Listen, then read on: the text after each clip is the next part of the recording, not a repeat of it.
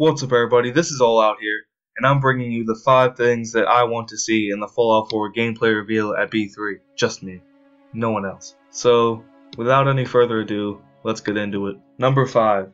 A new HUD/heads up display. Now this is a very small thing, but an important one for me. The HUD in Fallout 3 New Vegas is very basic, and it's honestly kinda ugly.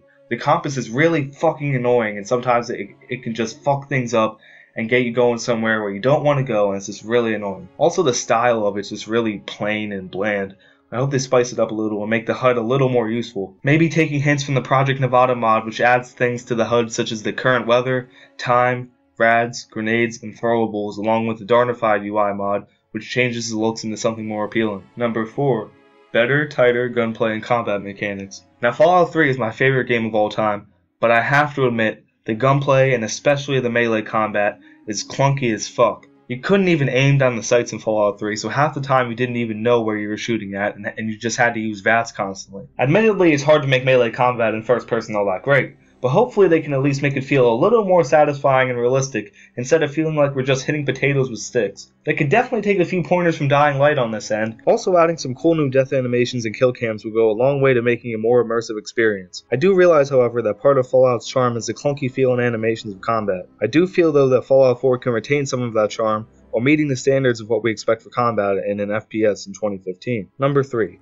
A vast, detailed open world. This seems like a gimme, since we're talking about Bethesda Game Studios here, makers of some of the largest open world games of all time. Fallout 3 had a decent sized world, with a lot of cool locations, as did Skyrim's slightly larger map, but Bethesda seemed to be going in the direction of smaller worlds with more detail, which is totally fine, but now with the power of next gen consoles I want both. Give me a map at least twice the size of Skyrim's, with twice the detail. Games like The Witcher 3 have already accomplished this, even without loading screens, which leads into my next topic. We saw a glimpse of what the world is like in the reveal trailer, with a large urban city of Boston, plus some more rural, desolate wasteland that we've grown to love, even with mountains in the background. Massachusetts is a very cool place with many different locations, so let's see them. I want to visit the snowy ruins of northern Massachusetts along with the port of Nantucket, stretching way out to sea. Although it would likely require a shrinking of the scale to include some of these places, if we get multiple different biomes and locales, I'd be very happy. Number 2. No loading screens. This is something we may have gotten a tease of in the reveal trailer, being that it shows you being able to see through the windows and holes in the ceiling. It'd be acceptable to have loading screens to enter major buildings and locations or trigger major events, but just to enter small buildings or separate parts of buildings, it'd be very disappointing to have loading screens for them. Having less loading screens makes the game much more immersive than having to wait 5+ seconds every time you want to enter your fucking house or the local supply store. I'm betting on this, and hopefully it will be one of the key new features shown off at B3. And finally, number 1. A hint of the story. Now obviously I don't want them to spill the beans on the entire story already. That's something that the players should discover for themselves. But it's probably the most mysterious thing about this game right now, and it's really bugging me. Is it mainly about the Institute and its oppressed androids? Will some of it take place before the war?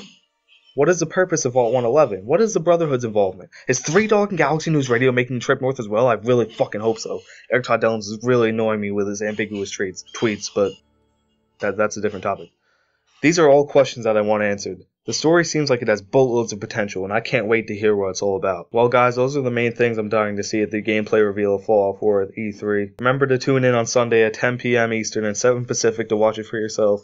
Also, if you enjoyed this video, be sure to like this video and subscribe, and be sure to let me know what you want to see in the Fallout 4 world premiere in the comments. Stay hyped, my friends.